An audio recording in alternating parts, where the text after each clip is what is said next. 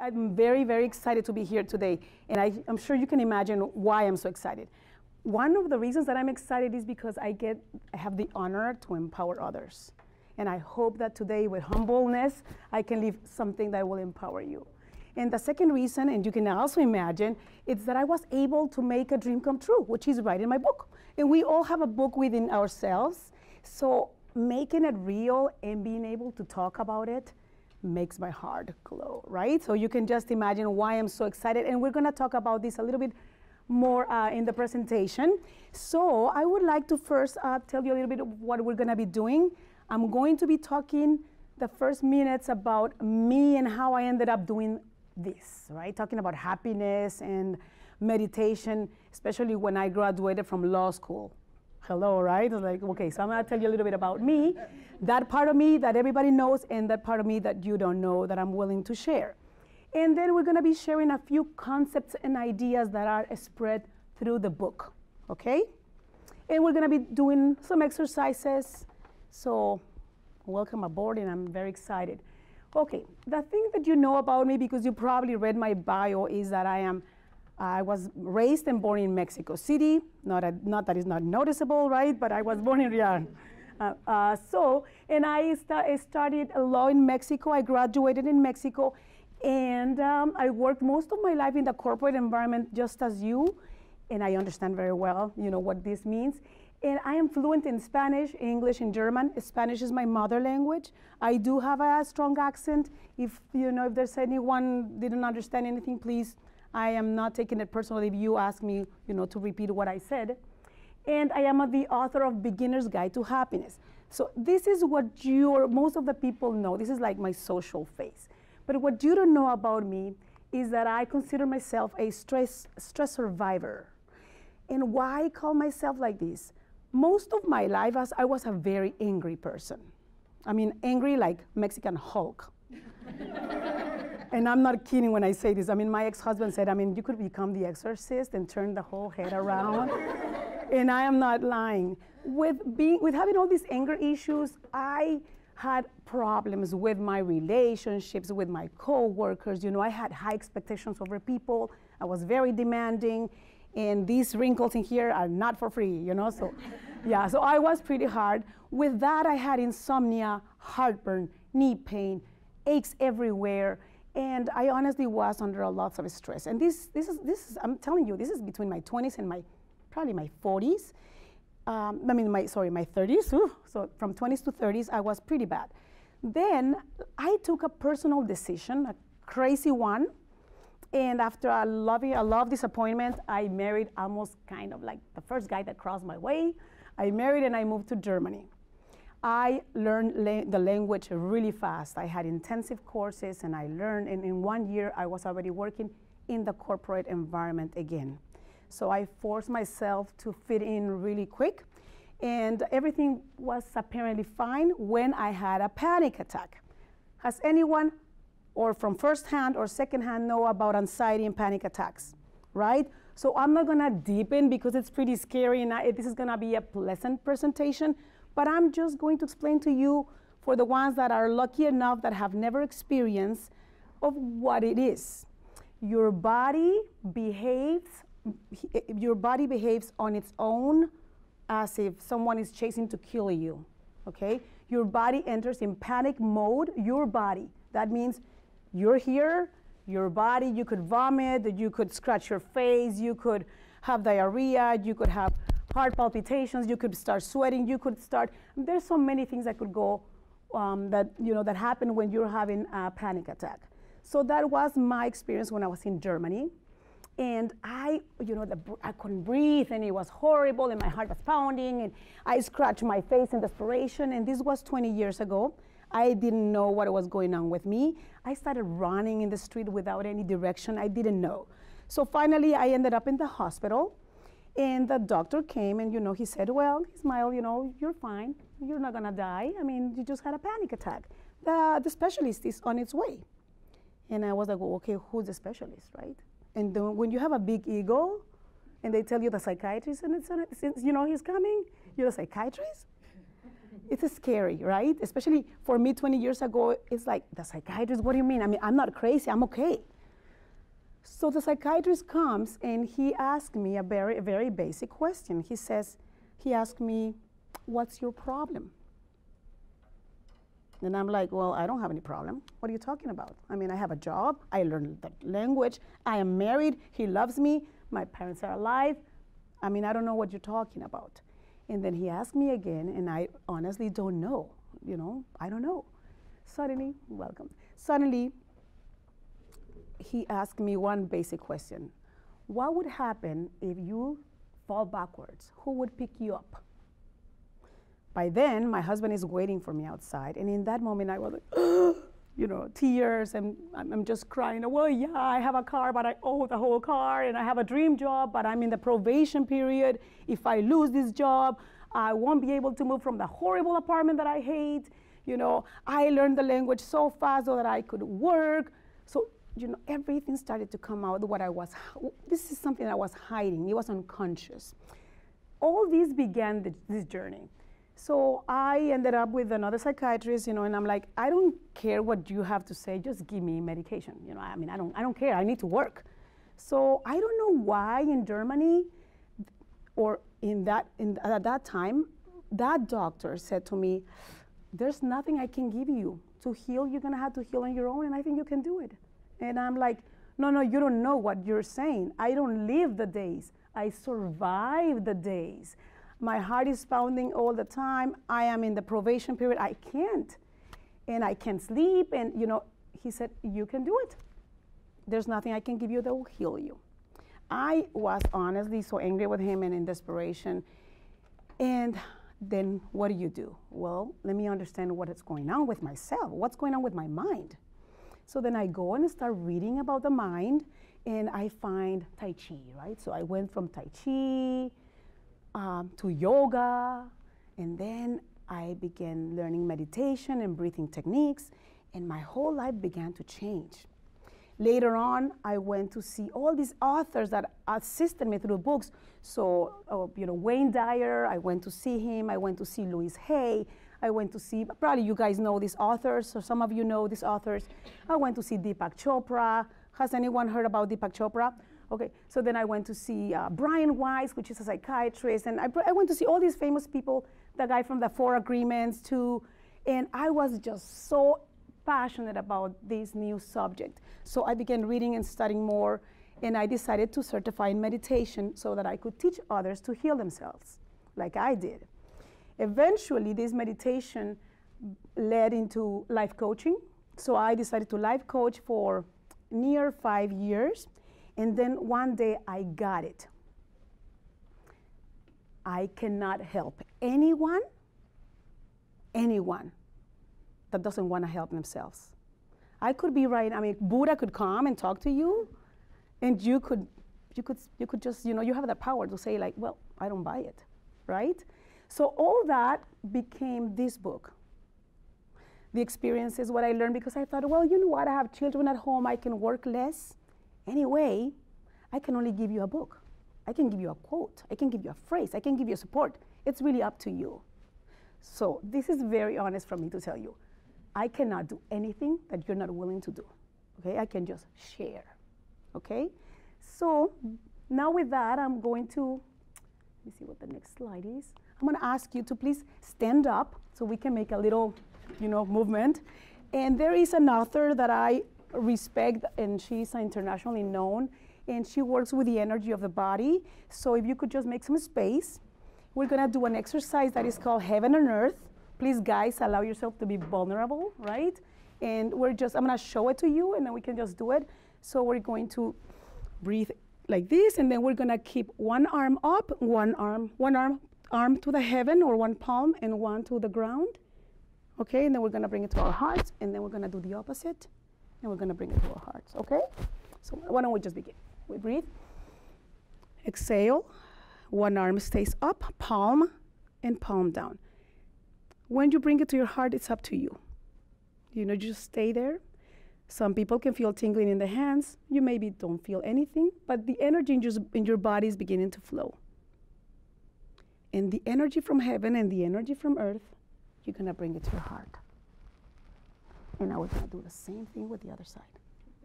Okay? Just stay there. You can breathe deep. You don't have to, do anything really. Just allow your body to do it all. And you bring it to your heart. Okay? Why don't we just sit down? Thank you.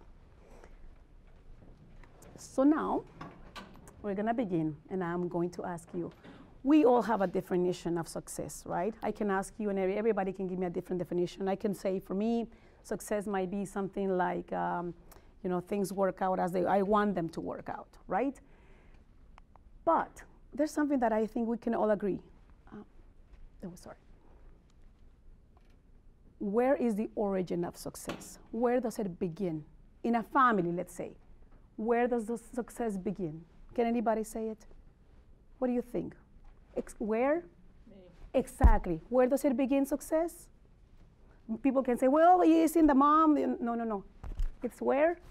So therefore, who is the most important person for success? Can anybody please say it out loud?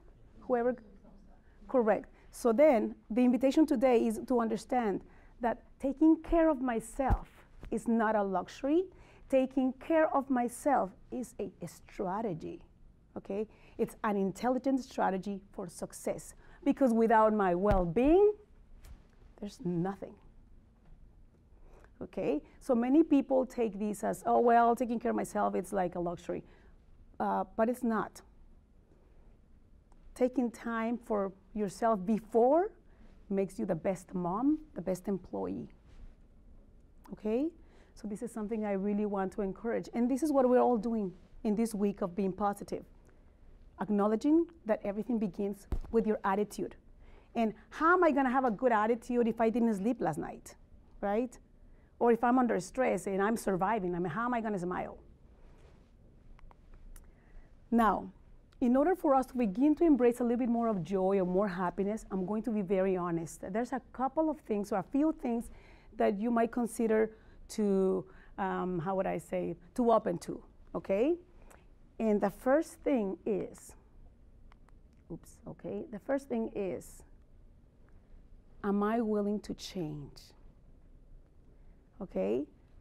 We have to be willing to change. But many of us, and I go to presentations and some people are like, I don't want to change, and that's respectable. You decide, right? But for experience, I tell you something. If you want to embrace more happiness in your life, you got to be willing to change. Why don't we just talk to the person next to you, the closest to you, and just please share why do you want to change or why are you not willing to change? Could you please just do it right now? Okay.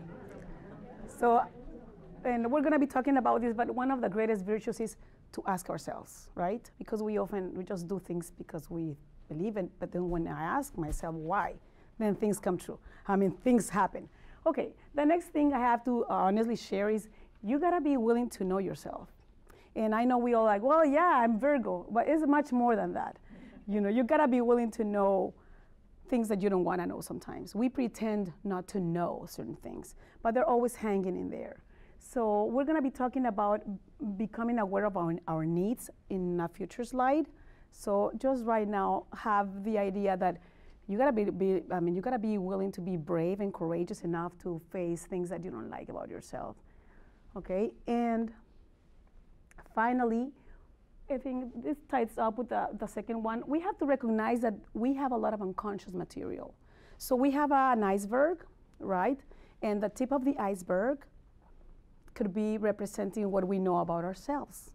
The rest of the iceberg that is under the, under the water, it's all that we don't know about ourselves. So oftentimes you see this person, like, and just, throwing papers and things like that, and you ask the person, are you angry? No, right? It's because we don't know. We don't know that we are really angry. Once I had a presentation and I asked someone to breathe in and exhale all the anger out. And he called me days later and he said, you know what, I was so amazed when I did that exercise and I exhaled. I realized that I was not angry, I was enraged, but I didn't know this before. It was until that moment. So I can just invite you to recognize that there's a lot of unconscious material that you don't know about yourselves, okay? Even today, obviously, me, even with everything I do, I tell you there's a lot of things that I don't know about myself that are going on under the surface. Now, I want to share a couple of ideas in regards to karma, okay? Can anybody define karma as what you understand for karma? What you put out comes back at you. Okay, exactly. So I'm going to make it very simple. It's, anything I do has a reaction, or anything I don't do is also an action, right? So my action or inaction produces an effect. So what I want to invite as we talk about this subject today is I would like to invite you to open up to happiness by leaving victimization behind. We are the result of what we think. We are the result of our actions. We are the result of what we eat. We are the result of what we think, act, say, okay? So this is the idea that I want to be sharing with this concept of karma. So I have in my book an example. There's this father, and gives the son the best car he can because it's very safe. Buys new tires and everything is perfect, and oil, and the car is just covering the safety rules, everything is great. The son, every morning he wakes up, he's shining the car, taking care of the tires, but then he goes in the highway and he's texting while he's driving. He could get killed even if he's listening to the religious music, right? And that's the truth, because that's a result of an action. You see what I'm trying to share here? Now, with this and the invitation to leave victimization behind, is I'm going to be sharing a few concepts that you don't have to agree with me, okay? You don't have to agree with me. But these are some of my perceptions. We've often heard, even from famous and powerful people, that life is unfair. The question is it really? Is life unfair? Maybe there is some unfairness to how far as I can see.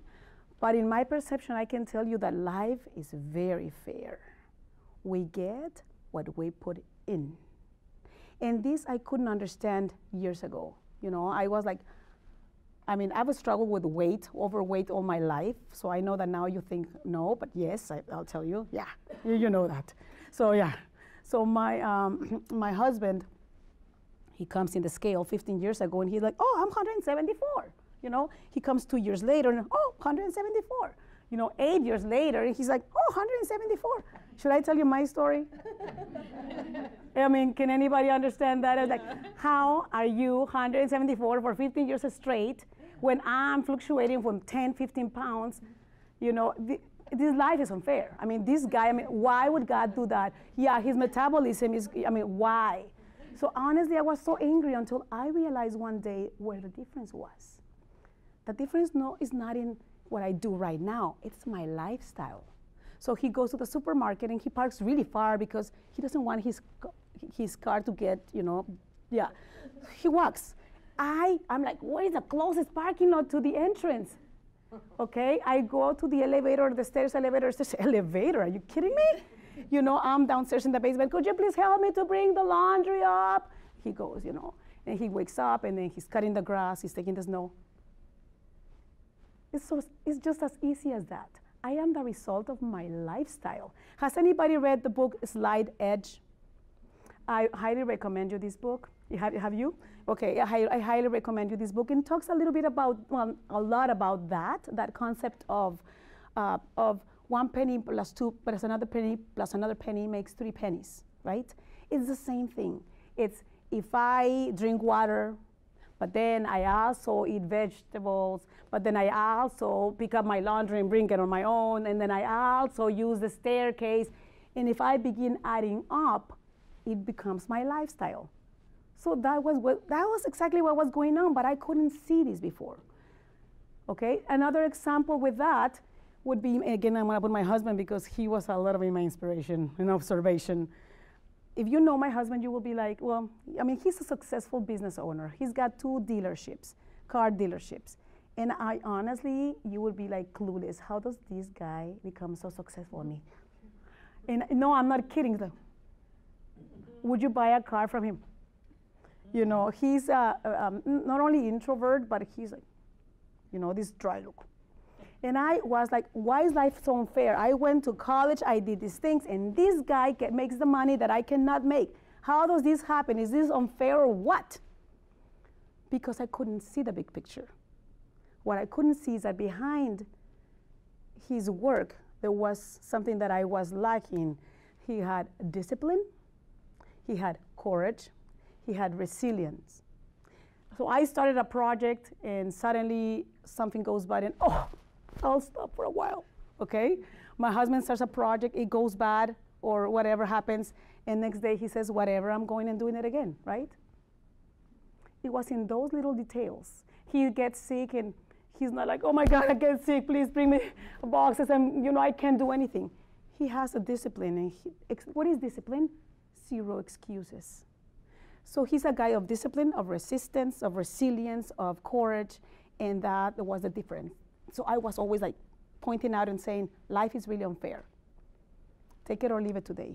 But I invite you to consider that we are what we think, we are the result of our actions, okay? Second thing, and all these concepts open us to experience a little bit more of happiness. Things have a cost, right? Anything has a price, but not everybody's willing to pay it. And then we again, oh my God, poor of me. Well, you know what? I mean, I struggle with overweight. I mean, poor of me. Well, no, this is the thing. You gotta see. You wanna be thin? This is a price. You wanna pay it or not? Have you seen how a thin person lives? You know, in drinking water or doing exercise, or you see an athlete, right? And we see a gymnast or, a gymnast, and do you think that's life is unfair? No, this person has been working hard, right? So again, we have to ask ourselves, am I willing to pay the price? Am I willing to pay the price of self-care? Am I willing to sleep my hours? Or I want to go to bed at 11 o'clock and wake up at 5 o'clock in the morning? Am I willing to take care of myself and give myself the time I need? You know, I invite people to meditate. Oh, no, I can't because I have all these different things. Well, you know, you have to define what is your priority, right? Some people say to me, oh, no, I'm 50. I cannot learn any more language. You know, I cannot learn Spanish anymore. I'm like, no, you have a lack of drive, not a lack of brain, right? Okay. And finally, we need to be responsible for our thoughts. And with this, I want to make you understand one thing. Aren't the iPhones nowadays amazing? Man, I mean, the GPS and the iPhones, and we're in the technology, we're so advanced. And can you imagine that with that technology is still in diapers when you compare that to our brains? Have you thought about that? So look at this. Could you please stand up right now? And close your eyes and just don't move and stay there. And I want you just to be aware that what your body is doing while you're standing up. Now you can open your eyes. You can sit down. Did you notice that some of us, or most of us, or if we should all, or we didn't pay attention, we're doing this? Yeah. You know why? We were not born standing up. We learned to stand up. And you know who's doing it for you? The brain, your brain, okay? Another example, I'm walking. Who heard me say, legs walk?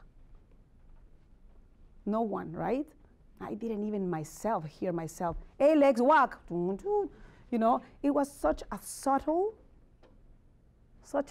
order that I gave to my brains to walk. So the question is then, and this is, you know, this is part of embracing the possibility of being happy. The question is then, what other things do I tell my brain to do without being consciously aware? Okay? And I'm gonna bring all this together with one example. Today in the morning, my husband asked me, no, he didn't ask me, he affirmed. He said, oh my God, you have a presentation in color, all these people are gonna be watching you, I'm sure you're nervous, okay? Wouldn't you say, I mean, you know, normally you would say like, I mean, I understand, who wants to be in the front? And I had two options. I had the option of saying, yes, I am very nervous because everybody's going to be watching and I'm going to be the center of attention. I'm very nervous. What do you think is going to happen to my body, guys? Can anybody say? If you ask me if I'm nervous about speaking, what's going to happen with my body? Right? And is it going to be noticeable? Of course. Why? Because I'm giving an order to my brain. But you know what I said? I turned around and I said, are you kidding me? How could I be nervous? I can't wait. I'm so excited because I wrote this book for how long, and I get to talk about it, and I get to, to share with all these people things that I care about. So no, I'm not nervous. I'm very excited. So what's going to happen with my body?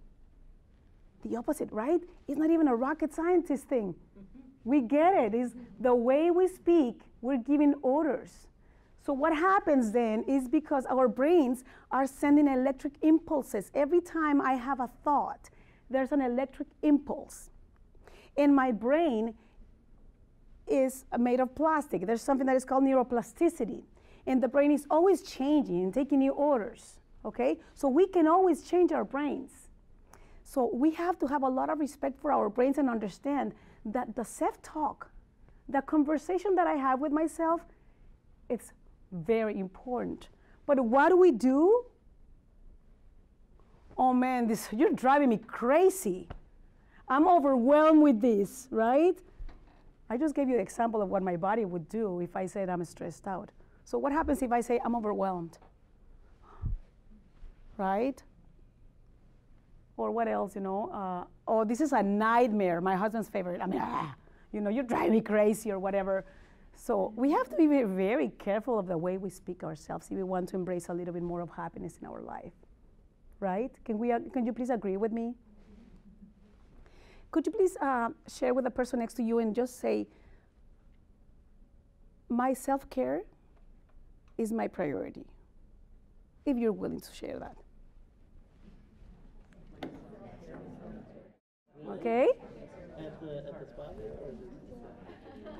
Can you also share with the person next to you, I am willing to take care of the way I talk to myself? Or, in that idea, something, I'm willing to take care or be positive to the way I talk to myself. Okay, could you please say it? Perfect, guys. Okay, so far so good? All good? Okay. So now we're going to go to another topic, which is also in the book, and it's a lot of my philosophies. Know yourself and love yourself. So one of the first invitations is to know your needs, okay? So quite often we do things without asking us why we do things or what need are we trying to cover. And I'm going to give you an example. So I go for dinner with my husband, and I talk a lot about my husband. So then, but I have big eyes, so I always order, according to him, more than what I can eat. So he's like, oh, honestly, do you honestly have to order for more than you can eat, And I'm like, okay, so what is your need? What is your basic need you're covering? He's like, oh, that you don't order what you're not gonna eat. I said, no, what is your basic need? When I asked this question to my 6-year-old, right away she said, it's money. Exactly, it's money. That the problem is money, right? But what is money covering? What is that need that is covering in you? Security. Exactly. I love that, okay? Exactly. I can give you lots of examples with that. So this is another case. I come to the house and then, macaroni and cheese for a third time. And I'm like, oh my God, to the kids, macaroni and cheese again, David? I mean, honestly. And then in that moment, I'm like, okay, wait. What is my need? Your need is to feed the kids, even if it's dog's food. My need is to be a good mother. Oh, so therefore I need to get to work, right? Okay, so shut up. And you want to be a good mother? Well, you do your job. But really, we need to come to the basic word. It's a matter of vocabulary. What is the need I'm covering? Again, with another one example, I had a client once, and he had a fight with his, with his girlfriend, and he said, my need is that she calls me every time she's taking too long. I said, but what is your basic need? Well, that she calls me when she's gone too long. Well, we could both agree again that it was a matter of security. And that need is, you're the only one responsible of giving it to yourself, right? I cannot provide you the security that you lack. But even with security, that's just one example. We have physical needs, we have emotional needs, we have all these type of needs. So if you would like to go to the It's called the Center of Nonviolent Communication. They have a whole list of all those basic needs so that you can identify. Quite often, we work our butts off, doing a project, and we feel empty because we're not really fulfilling the need behind it. So, Center of Nonviolent Communication, read the list of needs, identify, so that way when you want to talk to someone, you come and instead of pointing the finger, you said, I have the need of expressing myself, right? Or I have the need of being heard, okay? So now another idea is, I want to give example with this one. We all have, we have many superpowers, but this is one of my favorite superpowers. How much would you be paying for this ring? You can just see it, touch it, whatever you want. How much would you pay? Good eye, huh? Today. Okay. How much would you pay for this ring? 50. Okay. How much would you pay for this ring?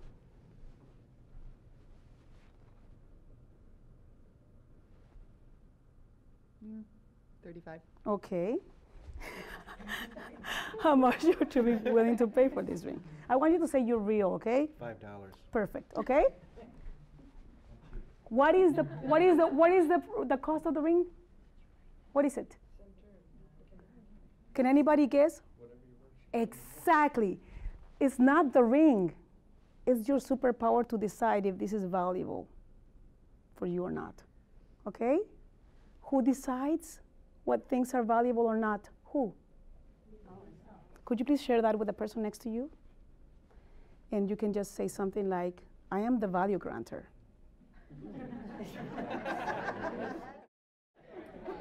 So with this superpower, we have the superpower to decide who to love, right? I decide who I'm going to love. So I always tell my children, if somebody tells you something, you are the one that decides if it's valuable to you. But quite often we make it the other way around. Another aspect, well, we talked about the healthy self-talk. So this one is, I really encourage you to be very careful of the way you talk to yourself. It goes to your brain, and brain connects with your body, and body connects with an energy field, and your life becomes what you are, okay? And believe in yourself. If you would ask me, one of the biggest lessons that I've learned with writing a book and doing all these things that I do now is, what is it? I can tell you without any doubt is believe in yourself. Could you please share with the person next to you 2 things about yourself that you like, and let's do it one because we have time limited.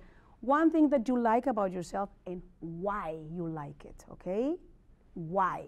Go ahead. Was it fun? Yeah. Right? And if you notice, it feels a warmth in your heart when we begin to recognize our attributes, because quite often they teach us that, oh, you're being egocentric, or or it's selfish to think about yourself. But it's actually quite the opposite when you do it from an honest point of view and say, well, you know what, I really appreciate this, and why is very important, okay? So finally, this is our some of the final slides, and I'm gonna make it a little bit faster.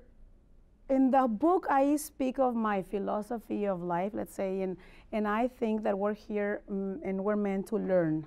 We're meant to learn to grow in virtues as humans, and we have a very advanced education in the form of living, okay? So what are some of the virtues that we can learn? And I'm gonna talk to you about the most important for me. If you would ask me one human virtue that I encourage you to acquire, and it took me many years to understand these, and you can apply it to everything, will definitely be, can anybody guess? I think it's already there. Discipline. Okay, can anybody agree with me with that? Okay, so discipline is that one thing that is gonna pick you up from the ground. It's gonna, emotionally, like you could be like, oh my God, I had a bad day, but you know what, I have a discipline and I'm gonna keep on going. Or I do exercise and I don't see any results, but it's my discipline that keeps me going. Okay, so discipline is a very important virtue, and I talk about it in the book. Same thing with self-inquiry, and I teach these things to my kids. Why? Why? Why are you doing it? Why is it uncomfortable? Why, you know, because we don't ask ourselves. Says who? Oh, well, said my grandma that didn't even, you know, and we are quite often, well, because my great-grandma used to say that this is the way it's supposed to be. So today you're still living great-grandma's ideas, right? So quite often we do that and we don't ask ourselves, says who? Because I'm the value granter. Is this true for me? So I invite you to ask yourself questions. Gratitude. Gratitude is one of those things that will bring you instant happiness. And gratitude can exist even in the worst case scenario. I fractured one kneecap, but I have the other one. Oh my God, I have the other one. I'm so grateful, right? Honestly, you know, I lost an arm, man. I have lucky that I was the other one. I have the other one. We can always be always, even in the worst case scenarios. It could always be worst. Could you please turn around the person next to you and share 2 things that you're deeply grateful for and why? Okay, so now, finally, I'm sure you all have a question, right? Am I happy? And obviously the answer is not all the time. No, believe me, no, of course. Right? My husband would say, you know, I'm gonna show you in a YouTube video when you still get angry, and yeah, here is a happy girl. So no, I'm not always happy, obviously. And you know what? It's okay to be that way because life is not only one color. Life has all these different shades, and I cannot say, okay, pink, right? Life it's a little bit of everything. We need the polarity. We need to appreciate we need the negative to appreciate the goodness. And for example, what would be food if I don't know any hunger, right? There's no sense. Or what is water to me if I don't know any thirst? We need a little bit of the opposite. But many people put too much pepper into their lives. So with this, I'm, you know, finishing the presentation, and I am just wishing you to don't put so much pepper into your life and to try to embrace that power that you have. As you noticed today, you guys noticed or had the possibility to notice that you are the value granters, but you're also so powerful. There's no victimization here. We can all do the best of what we can. We just need to be willing to observe ourselves, ask ourselves, prioritize, and take decisions, okay? It has been my pleasure, and have a great day. Thank you. Thank you.